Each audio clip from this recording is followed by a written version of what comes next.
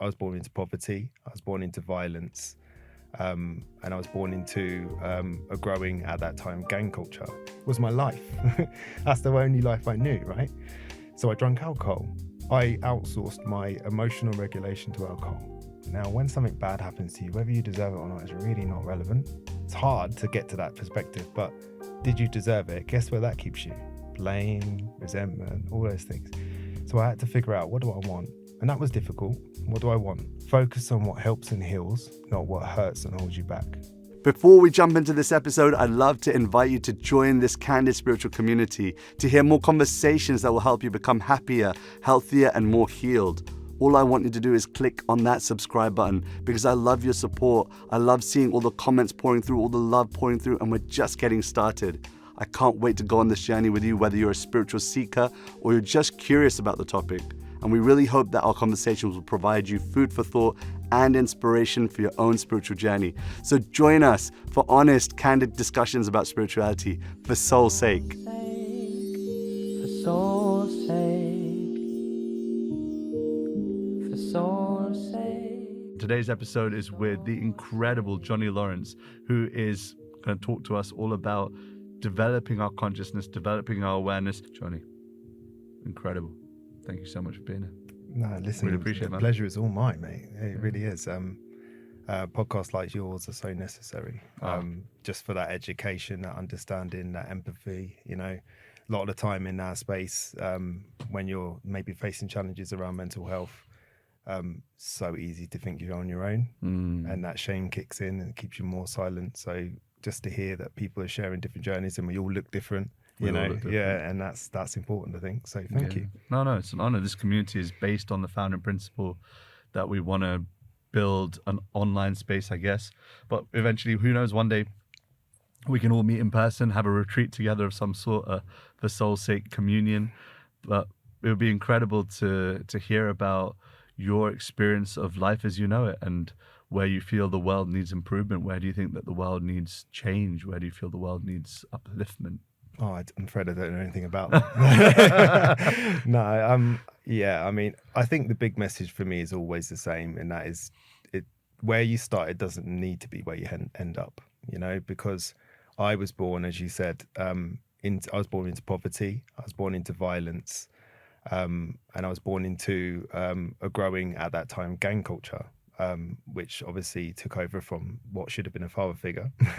And I witnessed a lot of domestic violence, and later on that led to me wanting to avoid those very uncomfortable emotions. But yet here I am now. I wouldn't say I'm not like killing, not P. Diddy rich or anything, you know. No, I live a good life, you know. I live a really good life down in Cornwall with my family. I've got a wife who I'm, you know, in love with. I've got 2 children who I'm super proud of, and that's not something that you would have imagined would be for me, but I can promise you that from a very young age I decided that was what was going to be my life, and I just made those steps towards it. So where you start doesn't need to be where you end up. You can change at any time, whether you're, you know, 16 years old or 60 years old, it doesn't matter, you know. A lot of the experiences in my life, it's funny, you start somewhere, you end up somewhere, right? Yeah. And when you end up somewhere and you define it as success, you might look back at all the good things that have happened to you and say, oh, I'm really pleased at all those good things that happened to you. But the truth of it is, and the thing that we don't want to admit, is that some of them bad things probably taught you a lot more. Yeah, we learn more from rock bottom than we do from mountain tops, eh? You're absolutely right. And a lot of my experiences, when I look back, and it's like, I tend to look back at it more playfully now. I used to look back and think, oh, why did that happen? Right. But I look back now and think, you know, if that hadn't have happened, like, this wouldn't have happened. And if this hadn't have happened, I wouldn't have met my wife, or I wouldn't have, you know, had my kids, or I wouldn't have done this or that, you know. So there's a lot of learning from them, post-traumatic growth from some of the bad things. And, you know, I look back sometimes and ask myself the super hard question, which is like, if I hadn't been born into domestic violence, would I be the person I am now? Would I be able to empathize with people the way I do? What's the answer, do you reckon? No, I don't think so. I think, you know, someone once said to me, you went through that because you could, you were strong enough. And, you know, at the time I was like, whatever, I don't want to hear that. You know, but now I look back and think you're probably right, you know, because things, you know, I recently went to Nepal a few weeks ago. I came back from Nepal. That was amazing. And I got altitude sickness. and it was really, really hard. That was one of the hardest experiences I've been through. I felt like my body was attacking me. Couldn't breathe. Yeah, it was the breathing. It was the nausea for me more than anything else, which then leads you to not be able to sleep and not be able to eat, and then having to trek every day. So it was savage. But I got through it because I've been there before, been to them hard places before. And I think if we avoid them hard places, then we're taking a little bit of a life skill away from ourselves, maybe. I mean, just candidly speaking, someone that's watching this or hearing this and that's going through abuse in their current situation, what's their first step? What do they do? I've got this thing I call the 4 A's of behavioural change. And they're 4 A's of behavioural change. Yeah, they're 4 things that I see consistently, and it took me a very long time to get them all to begin with A. So let's appreciate that. Well done. Thank you very much. And the first one is awareness. You cannot change something you're not aware of. And I understand why you would deny that this is going on in your life, but you're not going to be able to change it unless you're aware of it, unless you acknowledge it. And then the next one is accountability. And that is not blame. That's not taking the blame for anything. It's just trying to take back the power where you can, what's fair. For example, you might be waiting for someone to do something that you could do yourself out of principle. Therefore, that thing may never happen. And then you might blame other people for that and end up stuck in a cycle of blame when you could have just done it yourself. So take accountability where you can, where's fair, where's reasonable. And then there's acceptance, which is really hard. And people say to me all the time, I'm working on acceptance. I'm wrestling with acceptance. I'm really trying. And I often say, well, maybe that's the problem.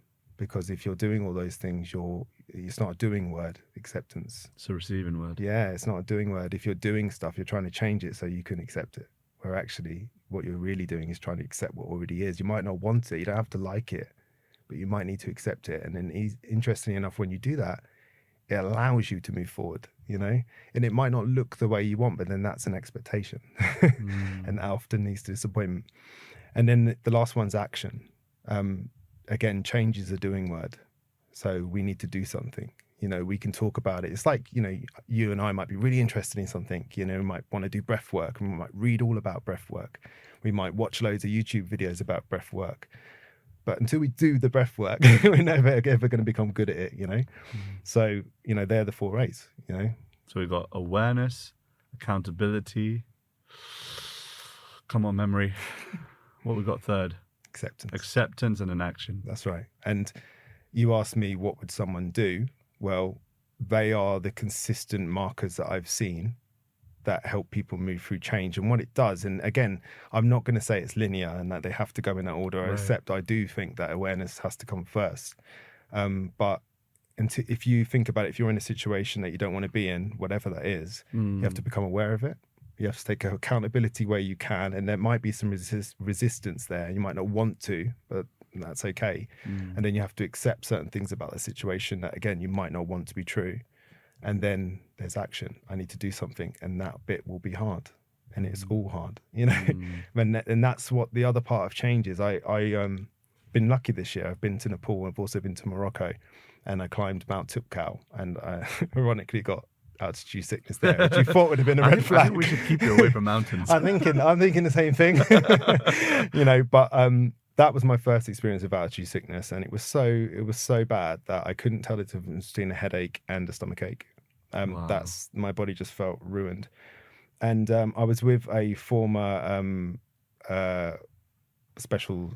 I forget what you call him now. Special forces, I suppose. Yeah. Mm-hmm. And he was great. It was amazing. But when it came down to it, he just wanted you to make a decision. So we got a little way up and he says to me, Johnny, we need to talk up or down. And I'm like, right, that is the right question. Yeah. And it felt like an hour gone by, but it was just a minute. And I decided I was going to go up. And two things, I learned 2 things in that moment about change. One is the importance of making a decision. You have to make a decision. If you don't make a decision, that's still making a decision, but you're leaving the outcome to chance. So I made a decision. And in that decision, what that meant was that, how you meet those people that don't make a decision, right? And they sort of think, maybe I'll do this, maybe I'll do that. And then everybody they meet and every situation they come into contact with, they allow that to change their mind. Sure. When you make a decision, It doesn't matter what happens. You know what you're going to do next, you know? And then the next part of it is you stop wanting it to be easy. You accept that it's going to be hard. So when I got to that point where I decided that I was going to go from where I was to the top of the mountain, I stopped thinking it was going to be a beautiful walk and that I was going to see the sun, sunrise at the top, and accepted that this was going to be a slog, but it was going to be worth it. And it was, you know, and what that meant was every step that I took that was tough, I expected it. I knew it was coming and I was okay with it. I accepted it, you know, and they're two other keys to change is making a decision and accepting it's going to be difficult. Change is really, really hard and you're going to want to give up. That is normal. You know, that is a normal response to what is happening. That's you know? validating. It's normal. Yes, it is exactly that. Validating it. Because sometimes when, you know, what's easy is always available, you know, that's why it feels right, you know, but if something feels hard, you might get that idea that, oh, this is too hard. Maybe I'm doing it wrong, or maybe it is wrong. It's not, it's just, that's the journey, you know? And if you want to go somewhere exceptional, if you want to go somewhere amazing, then the reason why not everybody's there is because it's hard. And I think that's something that is difficult to accept. But what I do as a coach, I hope, is I keep hold. I don't have answers for people. I'm not arrogant enough to say, oh yeah, come along and I'll tell you how to live your life. What I will do though is I'll keep holding up a mirror until you see what's really there. Because a lot of the time we work with these false narratives, we lie to ourselves. And that's not, I'm not calling people liars. I'm saying we do it to protect our own ego or the way that we want to see the world. That's been a massive lesson for me, like not trying to be the solution finder for everything. It's hard. But like when someone comes, like I'm not a professional coach and nor do I ever claim I want to be or anything of the sort, but just the acceptance that to try and really help people, all you got to do is just hold a mirror and to be allowing people to see their next decision point themselves as opposed to giving it to them. Absolutely. And that's really hard for someone like me because I feel like I'm a solutions person. Like someone comes to me with, I'm going through this right now. The first thing that goes through my mind is step 1, step 2, step 3, step 4. This is what you need to do. But they're just sitting back and going, what do you think? How do you feel? What do you know, the holding the mirror. What if that is the solution though? Yeah. And that's the bit that, what if that is the solution? What if the solution is for you to do that? The mirror is the solution. Yeah. And, you know, I had this beautiful analogy once. I've never met anyone that's done it, but it's a great analogy. And it's, if you get stung by a nettle leaf, okay, the antidote to the sting is within the leaf. But you've got to be brave enough to scrunch up the leaf and rub it on the sting. Again, never met anyone that's done it. I don't know. I got stung by a stinging nettle like maybe 3 days ago. Okay. So what you do, you well, apparently, if you the actual leaf that stung you, Yeah. if you scrunch it up and you rub it on the sting, that it takes it away. Now, the reason I love that analogy is because that's the same as people. Right. If you come to me with a problem and it's stingy, the solution is within you, but you don't want to look into it because it stings, right? Like, I'm asking you to scrunch that leaf that's just stung you up and rub it on yourself. And you're like, I'm not doing that. And that makes perfect sense, you know? So now when you come to me with this serious problem, this thing that's causing you loads of emotional stress, and I say, well, let's talk about it. You don't want to. And I say to you, well, what if you do this? No, I don't want to do that either. Okay. You know, and that's why I can't force you. I have to sit there and hold it up until you realize you've explored all the options. And the only one that's left is the one you don't want. And then you look into it and you go, do you think it might? Maybe. Yeah, maybe. Let's have a look, shall we? Let's get that stinging little leaf and scrunch it up, you know? Wow. And that's why I'm not going to sit and tell you. I mean, sometimes I can sit with people for 3 sessions. It depends on the severity of what's going on with somebody.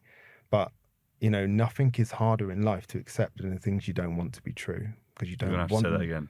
Nothing is harder in life to accept than the things you do not want to be true. If you don't want it to be true, you will look everywhere else except there. And that's what I do. I keep going, okay? You know, and I might have an idea, but who am I to have an idea about your life? So I sit there and think, I'm not sure that job they're doing is they're really happy in that, or I'm not sure they're really happy with that partner, but I'm not going to tell them that. Right. Who am I to do that, Right. you know? Right. So I'm going to sit and I'm going to listen and I'm going to keep asking questions. And then one day you're going to get really angry with me, and I'm going to go, oh, it feels like I'm in the right place. That's when you know you're doing your job. Yeah. I say half of my clients hate me before they love me. Is it? Yeah. Wow. No, you know, I had it the other day with somebody, and I said, you will dislike me. And they go, yeah, I get that vibe. I'm like, what does that mean? Just wait, hang on. I'm trying to help you. Yeah, exactly. Yeah. How interesting. Yeah. How interesting. Yeah, that's interesting because like the people that I bet that on a spiritual perspective have found transformation have gone through moments of not liking what I'm saying. You know, it's hit something inside, and they have to just deal with that in one sense. Like, Yeah. there's a stigma or a trauma attached or a trigger attached to a particular, you know, verse or phrase in a spiritual text, and that might really, you know, move them more than the joyful movement that happens in all the other like chanting and dancing and, you know, meditation, etc. People find that it's the hard truths that create the change. But it has to be true, though. It has to be It true. has to be true to get to you that much. It has to be true. It can't be not true, right? Well, if I said to you right now, I don't like your orange hair, you'd be like, what are you on about? You know, because it's not true, is it? It's completely irrelevant. So yeah, it has to be true. Has there been any particular, you know, coaching instance or life instance for you that you feel still to this day stumps you? Where you're just like, I don't think there's any solution to this particular thing. Because we're talking about change. Do you think that everything has the potential for change? Yes. I think everything has the potential for change. It might not look like what you think it will. It's the expectation that you're talking about. I think I might say I want to be A, B, and C, but you know, what if that looks really messy and unpleasant, or I've got to I don't know, you know, for example, when I went sober, there were really good friends of mine that I lost because they couldn't understand it. They couldn't get behind it. And it's possible that there are some aspects of the way I was living my life that were challenging them. Maybe they had a similar issue to what I had, you know. Right. So yeah, it looks different. You know, had you said to me, oh, you know, Johnny, if you go sober, you're going to lose this friend, that friend, I might not have done it. Wow. You know, so change is possible. And I think if we can not attach to how it looks, to a certain degree, go with the flow. And, you know, self-development, the way I see it is that it's like a stairway, right? And now the first thing to acknowledge is that the higher up the stairway you get doesn't mean you're any better than anyone else. That's not what it's about, but it's just a different perspective. So on the ground floor, you and I are together. We're looking out and we can all see the same things, right? So we can see there's a bush, there's a lake, and we know what it is when we agree. Go to the next step. And I can see a little bit more than you, but not so much that I can't still have a conversation with you and understand you. And, you know, so I'm like, oh yeah, I can see the tops of the trees. And well, imagine it looks like the rest of the tree, right? So it's not so out of your scope of understanding. But at some point, I'm going to get so high on that stairway that no matter what words I use, no matter how articulate I am, you're just not going to understand. And I'm excited because I'm hearing and learning and experiencing all these incredible things, and I want you to too, but you don't want to, or you're not ready to, or whatever the reason is, and you're on the bottom step. And I'm spending all my time focusing on you, going, come on, come up here, it's amazing. What I'm not doing is turning around and going, hey, I'm Johnny. The people that are on the same step as me. And this is what happens when we start to evolve, is that as we start to evolve and we change, again, not better than anybody, just different, we move away from them, and that's really sad. And if you love people in your life, but they're not ready to understand you or not ready to accept you as you are now, that could be a reason to not do it for some, you know. So change is possible. Yeah. And change is always possible. It's whether you're ready for what it looks like in a kind of way, you know. I mean, I'm trying to apply it to the world climate at the moment, where we're seeing so much conflict and seeing so much. I mean, whether you sit on this side of the fence, that side of the fence, or not on the fence at all, it's clear that change is required. Yeah. That the way that human beings are currently treating one another globally, not just in one particular scenario, but globally, needs to change.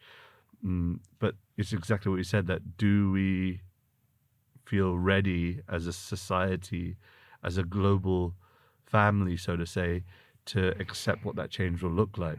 Yeah. And the answer is probably no, and probably will never be yes. Do you think? I don't think you'll ever get everyone to agree on one thing. Right. You know, and that's okay. You know, that's okay. But there's a lot of agendas going on. Hell There's a lot of agendas going on, and that's a very layered conversation, I think. Yeah. How do we personally see? Here's the thing: we can't maybe do anything about what's happening. I mean, we can protest, etc. We can't physically go there and stop them. I think 99% of the people listening to this podcast, if not all 100% of the people that are listening right now, are very unlikely to buy a plane ticket to one of these conflict zones and try and help. Right? There might be 1 in 100, 1 in 1,000, 1 in a million that might. Yeah. But the majority of us won't. What can we do from a mindset perspective to be more loving, be more kind? What would be kind of your go-to responses to someone that's saying, how do I deal with this internally? It's not a very helpful answer, I suppose, but kindness. Just kindness. Like it you see it all the time. I was walking through London yesterday, and you see so many homeless people, and someone came up to me and said to me, will you buy me some food? And loads of people have walked past, and I'm not saying that they're bad or whatever their reasons are. And I looked at the person and I said, yeah, I will. I can't solve homelessness, but I can help this guy out, and that's the way I see things. You just do what you can. Sometimes people take on a lot of that guilt, and that's I hard. think that's how a lot of people are feeling, guilty. Yeah, guilt, and that's difficult. And emotions are a very hard thing to work with, but I think that, and I love emotions. I love talking to people about emotions, especially the anger emotion. But I think if you really want to deal with emotions, you have to look at them in a way of function. Like, if emotions are messages, what is the message? Instead of judging what's happening, the feeling, or attaching something that might not be true to it, I'm feeling an emotion. What is that emotion? What's that emotion telling me? What's the message? Like my she's gonna hate me saying this, but Let's do it. Might have to cut this out. No. Like we were out and about in town, and my wife was sending a text message, and I was talking to her, and she snapped at me. Now that could have gone anywhere, couldn't it? We all know that. It could have gone anywhere in that relationship, but instead I breathed and I was like, snapped at me. I didn't like it, so I just said it to her later. It's like, when you snapped at me, can you try not to do that? Yeah, sorry, babe, I was sending a text. Done. But it could have gone so much worse, If you'd reacted. Yeah, and that's it. It's the reaction. And the reason why I work a lot with anger is because there are times when anger is a primary emotion. I believe many times it's a secondary emotion. And the reason why I say it's a secondary emotion is because what are you angry about? You can't process anger, most likely, because it's not the genuine emotion. The emotion is something else. So I'm in the kitchen, I'm talking to my son. He says something that embarrasses me. I'm embarrassed, being a bloke. I can't have the emotion of embarrassment, so I have anger instead. So what am I angry about? And this is why I've put a masterclass out there talking about anger. It's because a lot of the time we're dealing with the emotion, we're trying to process the emotion of anger. And what ends up happening is that we end up not being able to find a solution to it. So what do? We blame instead. So we might blame somebody else, or we might blame ourselves. Either one is bad.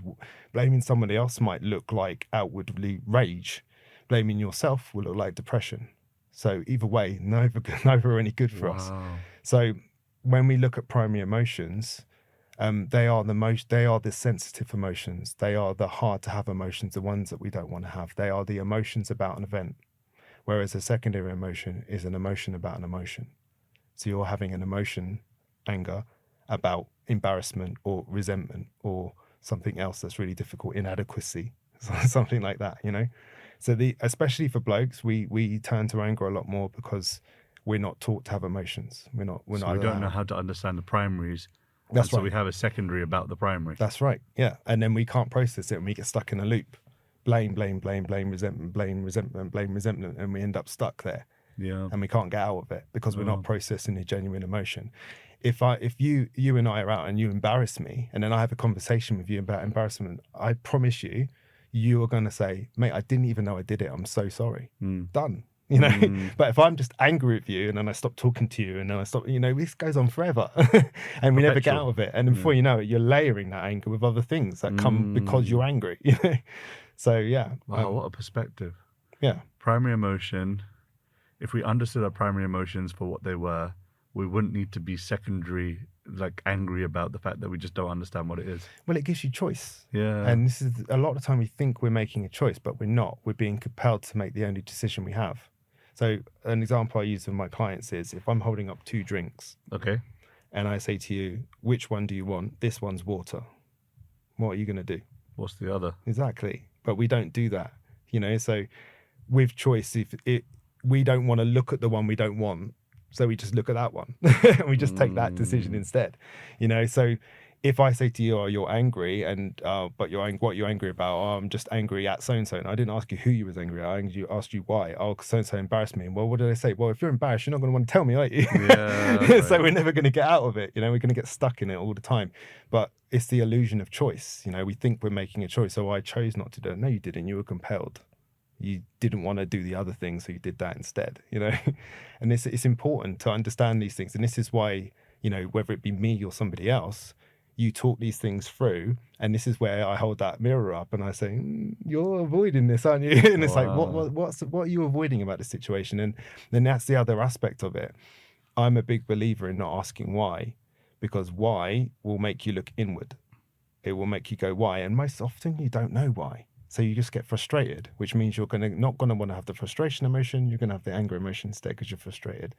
So a better way to attempt this, in my perspective, is ask what, because what's a more exploratory word. Yeah, what is it about this situation that's got me rattled? What? It sort of removes you from the equation. It becomes separate. It becomes a more exploratory question. That's interesting, because there's a lot of society we do go, no, try and figure out the why, the intention.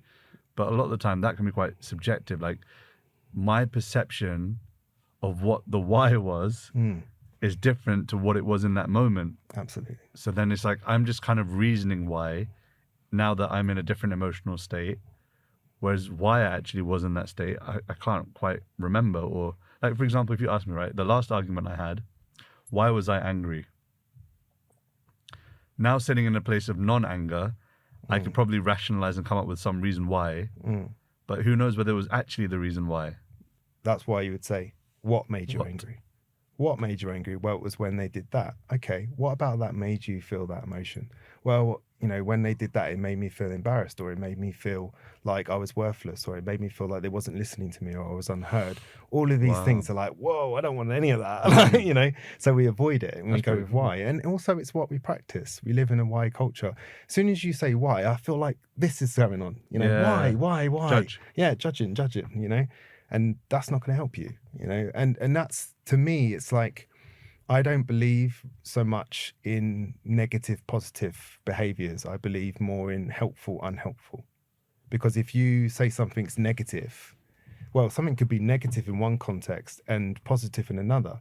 But if you call it negative, you've just removed it as an option. So therefore, let's just look at it as unhelpful, because that includes the context, right? So if something's unhelpful, well, it can obviously be helpful in another, if I can't think of an example right now, but but something can be helpful in one occasion and unhelpful in another, and we accept that. But negative is negative, right? Positive is positive, So we have to try and work with what's helpful. For me, with my childhood trauma and my processing of that, I didn't want to have those emotions. I didn't know how. That's the first distinction I make. I didn't know how. It wasn't I was refusing. I didn't know how to do it. I wasn't even aware of it. It was my life. That's the only life I knew, right? So I drank alcohol. I outsourced my emotional regulation to alcohol. Just at a young age? Well, I talk about domestic violence. Is that okay to talk about on here? Of course. Yeah. So my dad wasn't just violent. He tortured me as a kid, and he tortured my family. So watching that was hard, watching all those things. But again, remembering it was what I knew, right? So I didn't know any different. But it wasn't until I was 16 years old, had a couple of jobs, and I walked into the house one day and I opened the front door and I heard screaming. And I walked into the living room and my dad was violently railing down with a slipper on my brother, who my mum was shielding. So he was hitting them both. At this time I was 16, had aspirations of being a professional wrestler. So I was in the gym and Jumped on him. I'm not gonna sit here and say it was a big brave moment. It wasn't. It was an instinctive reaction. I walked up to him, I grabbed him and I threw him across the room. And then I looked and I was like, oh no, what have I done? you know. And then he walked up to me, and I think it might have been the first time he looked and thought, oh, he's a bit bigger now. And he sort of laughed and walked off. But my mum and I realized in that moment that that wasn't going to go anywhere good, right? That was the first time that would happen. Maybe there would be more. And where would that go? Maybe I would do something silly one day, or maybe he would. So I moved out. And I moved out of the family home and I moved into a flat on my own in a, let's just say, very undesirable area of town where there were a lot of gangs and stuff. In London? In Hertfordshire. And I was lonely, which is crazy, right? You wouldn't think I'd miss it. But, you know, this is one of the distinctions I make with people is we can become comfortable with what's familiar, but what's familiar is not always good for us. You know, so just because it's familiar doesn't mean it's good for us. No, but it gives us comfort, which is what we seek as humans. We gravitate towards comfort and away from what's uncomfortable. So I'm now in a home and it's completely quiet and I'm on my own. And one day I go down to the local shop and there's some beers. And I'm like, you know, my mum and dad didn't drink, but I had a few beers here and there with friends and stuff. So I was like, well, why not? And that night I wasn't lonely anymore. And there starts the habit, you know? So now that becomes my companion, my friend, the person I can rely on, the one that doesn't judge me, the one that's always there, the one that's easy to get to, you know? So when I drink, I'm not sitting there thinking about this, thinking about that. I'm just drinking now. So it's cool, right? Problem is it has consequences, you know? And it wasn't until my first son was born and my wife's just given You'd birth. regulated by that point? Like you kind of like, you're still drinking, but it was just like, okay, it's there, but I'm not getting... I was also surrounded by every people night. that were doing the same thing, which Okay. validated it or allowed me to validate it, probably more importantly. But my son's just been born. I've cut the umbilical cord. I've watched the whole thing. It's an incredible moment. I'm proud of my wife. I can't believe I've got my son. I've got this overwhelming feeling of love. But then at the same time, and I want to say that nothing takes away that moment. You know, I was head over heels and would do anything. I'm making all these promises in my mind, you know. But then I think, wait a minute. My dad must have thought this. So the question goes from not why did you do this? It goes to how did you do this? How could you do this? If you love what? Malfunction. You know, my wife needs me. I'm slowly unraveling. Alcohol comes back in again, you know, and that's when it started to really ramp up until it became a really serious problem. And the thing is, you know, it's only just recently, maybe the last 2 or 3 years, I've come to realize how spiritual I am and how much I need to protect my energy. You know, as a kid, I was very hypervigilant and I had all of these things going on around me. There's a reason for that. It's because I needed to protect myself. I needed to protect my younger brothers and sister and my mum. And that was my role. That's, whether I was given it or not, that was what I was doing. And that hypervigilance as an adult looks like sitting in a bar with your wife or sitting in a restaurant with your wife and everything in the room is like a high volume. So the waitress over there, her getting stressed or dropping stuff, I can hear that. it. I can hear the kid over there crying. I can hear the argument going on behind me. I can hear it all. And it used to overwhelm me so much. But what I've come to realize is that that energy that I have, that curse that I used to look at it as, is actually a superpower. Now, I'm not going to sit here and tell you I'm a superhero. It's not. But when I sit with clients, and it's taken me a while to come to terms with it because I was taught that I was worthless as a child. So now I look, and when I'm talking to a client, I'm not just listening to the words they say. I'm waiting for the pauses. I'm looking at the way that they sit in. I'm looking at the tone of voice. You just feel like I should correct the way I'm sitting. No, but there's everything. Everything is telling you something. And I take all that information in. And before I used to find that overwhelming. Now I'm paying attention. And it's like, my friend said to me, it's like when Spider-Man got his spidey senses and everything is out of control and he's doing all this craziness. And then he learned to harness it. And that's what I'm beginning to realize. And it feels really self-indulgent saying all that. And I do have problems with that because my default will probably always be that I'm worthless and no good and all those things because that's what was taught to me. But I'm aware of it, which is the first step of behavioral change. So I'm aware of it and I catch it and I go, no, that's not what that means. Because it's not what you feel, it's the meaning you apply to it. You know, we can all feel certain feelings. But if I tell myself, well, that's because you're worthless, well, that will be what's true. But if I tell myself, oh no, that's just what you used to do. Now that must mean something else. And that's when I go to the what. What does it mean? And we move when we move, so Wow. it's a process. I mean, thank you so much, first and foremost, for sharing your life process and your life journey and sharing that story with me. I'm sure it just comes from, a lot of work that you've been able to feel comfortable to share it here. Thank you. Thanks. But also, I just really love the process. The 4 A's make sense to me. I want to take part of your masterclass, Change Masterclass. When's it happening? Well, no, the masterclass, I used to do it as a live, but as you can imagine, getting everybody's, are you going to do another day? And I'll say, so I realized it was something I could do on demand. Yeah. So I put it together as an on-demand sort of video process. Oh, incredible. It's out now? Yeah, it's available now. It's only 29 quid, because the thing is, right, is I've worked with loads of like different companies and that to try and help me with my business and moving forward. And I don't mean this in a disrespectful way to them, but they all say, oh, you're really good. You should be a 5-figure coach and 6-figure coach and all that. And I'm like, okay, well, I don't really want to do that because my mission statement is simple. I want to help as many people as I can with their self-development. If I charge £600 an hour, I'm probably not going to do that, So I need to find a course. I've made the course, I've put everything in it, and it works. Wow. I've had, I've done a lot with sobriety groups and stuff like that. Because there's a lot of anger around sobriety. A lot of the time we're drinking for a reason. And a lot of the time what we find out is that actually our addiction to alcohol or whatever has nothing to do with alcohol or whatever. Again, what's leading us to drink? Well, we're trying to avoid our emotions. What emotions are we avoiding? We're avoiding this. What's that about? Let's look at that. And then all of a sudden, alcohol gives you up. You don't have to give it up. It gives you up, Okay. So... it's out now. I'm proud of it because it works. I've put everything into Thank you for everything you've done to put it together. Yeah, and it's out there. And I've had a couple of people going, "Why are you giving all this information away for so cheap?" And I'm like, "That's the wrong question, bro." Yeah. You're in the helping business. Yeah. Yeah. And I don't have, respectfully, don't have a lot of time for that outlook. I am here to help as many people as I can with the self-development. It's the same vibe that I've got. I try to charge the cheapest possible price because it's not about money for me. That's not my why, it's not my what.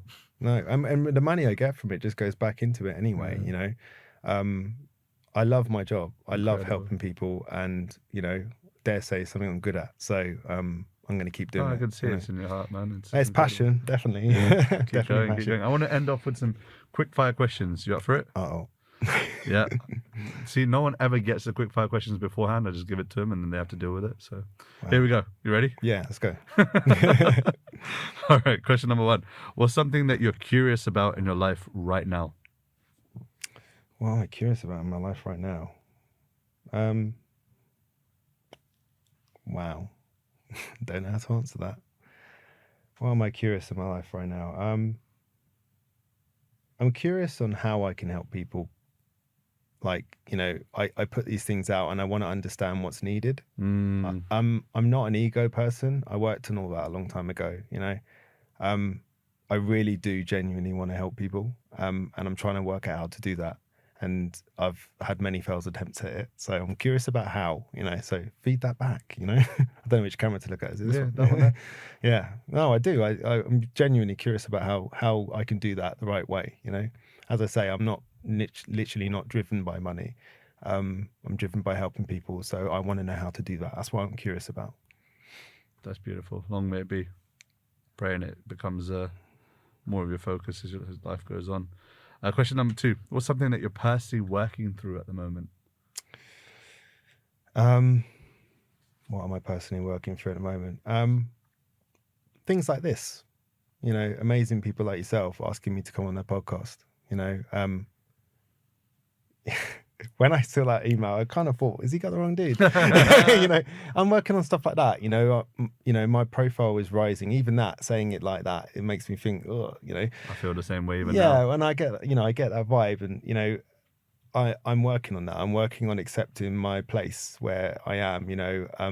I have this thing sometimes where I go to like conferences and I talk and stuff, and then like for example, I was at a wellbeing event last year, and I delivered a half an hour conversation about motivation and fear and how they intertwine with each other and how motivation and fear can be the same thing and all these different things. And anyway, it was a room full of teachers and there was a lot of emotion in the room because I was talking about a lot of very Triggering. Yeah, very triggering things. Anyway, I finished and I got off the stage and sort of scurried off to the loo real quick. And then the organizer came out and said, "Oh, Johnny, when you're ready, there's a queue of people over there that want to talk to you." And I went, and he went, "No, seriously, there is." I went, "What about?" He went, "What do you think?" And it was like one of those, like, I felt a bit silly, but it felt I genuinely meant it. I didn't understand it. And then I went over and I sat down, and a queue of people coming over and talking to me, and they're emotional. And one of them said this to me, and it still gets me, man. It's like, he said, "You articulated how I didn't know I felt." And I was like, whoa, it even gives me goosebumps saying now. It's like, that, I can't imagine that. That's amazing, and I did that. So it's really hard for me. It's conflicting. It's really difficult to accept that role. But at the same time, I'm glad it's me because I know I'm genuine, and I'm not. Yeah, so I'm working on that at the moment. Martin Luther King, I love this quote. It's one that I quote like almost every week, at least 3-4 times a week. He said that those who love peace need to learn how to organize themselves as effectively, if not more so, than those who love war.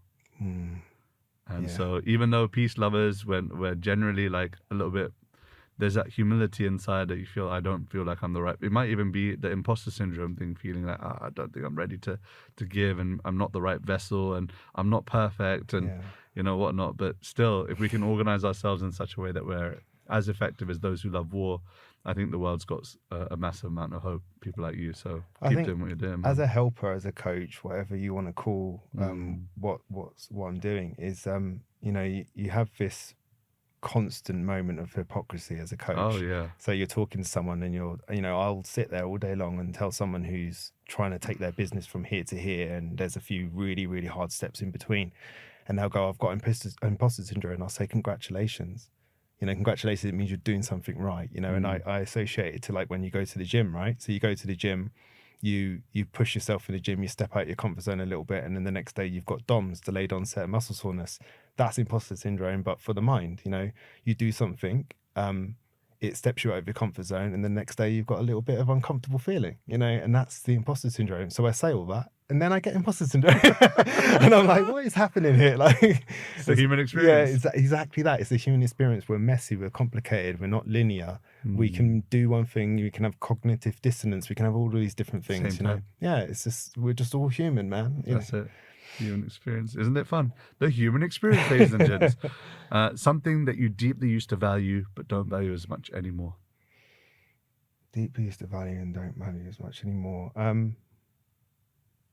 Material things. Truth. I used to try and be what I thought others wanted me to be, which meant, certain clothes, certain things. True story, right? I don't know how this is going to come across, but it's true.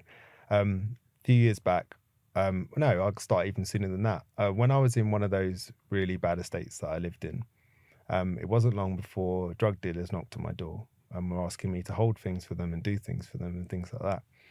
And I always noted that they drove a Range Rover. And one day, a Range Rover. Yeah, well, it became a goal. Yeah. And then, 5 years back, I got a Range Rover, right?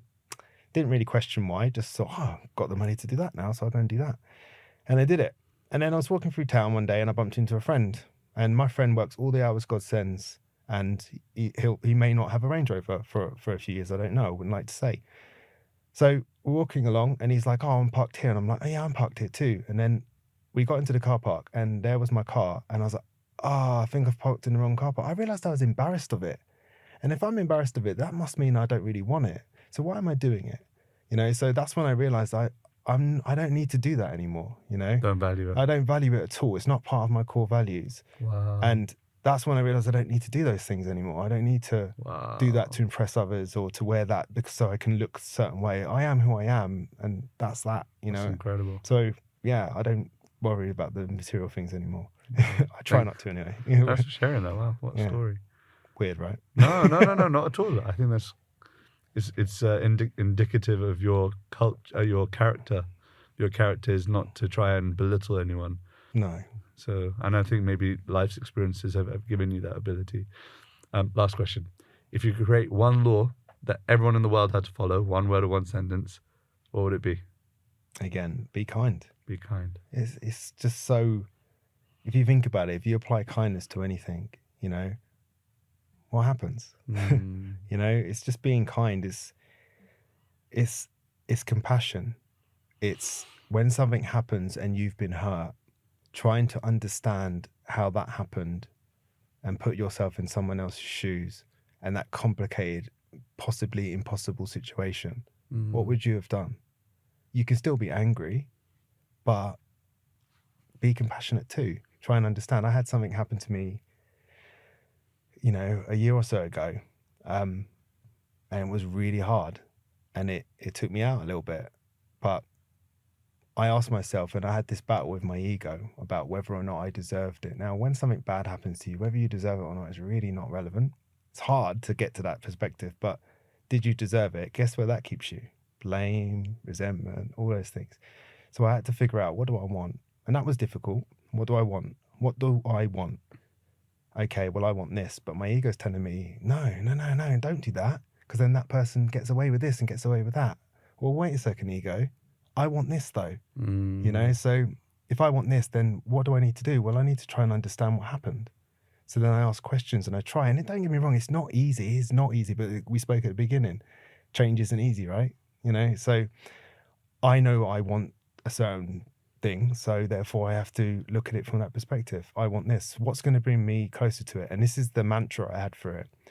Focus on what helps and heals, not what hurts and holds you back. The things that hurt us will always be available to us. At any point, if I want to, I can sit there and I can think about those things, and I can feel sad and I can feel angry and I can feel resentful and I can feel all of those emotions if I want to, or I can not do that. Now that sounds like I'm saying toxic positivity, right? Just be happy. But again, it's that choice. You're driving along in your car, a song comes on, it triggers you, and you decide to listen to the whole song and feel angry and blah, blah, blah, blah, blah, blah. Or you become aware of what's going on, you turn the song off, you find a song that makes you feel happy, and you go that direction instead. It's like a fork in the road. Which one am I going to pick? Well, you usually pick the one you're more well practiced at, which is usually misery, because it's easy, right? It's available, it's nice. The other one's a bit harder, and sometimes you don't want people to get away with it, and you're replaying it over and over in your head, changing it. It's not real, you know? So Thank you. compassion and kindness, I think. Johnny, this has been an epic conversation. Thank you it so has, much. man. Thank you, brother. I For your appreciate it. time, for your presence, for your message, for your work, and foremost for your example. I think it's a beautiful example, and that email was meant for you. I wanted you to come and share your story. I wanted you to come and share your lessons and the way in which you feel that the world can change. And I feel that every single person that listens to this conversation, I feel that there's something there for you. So feel permission to rewind, re-listen, note things down, reflect, chew upon, consider what was spoken, and see whether you can maybe apply some of these things in your life here and now. And so thank you so much, Johnny, once again. Thank you all for listening to this episode of For Soul's Sake. I'll see you on the next one. Namaste.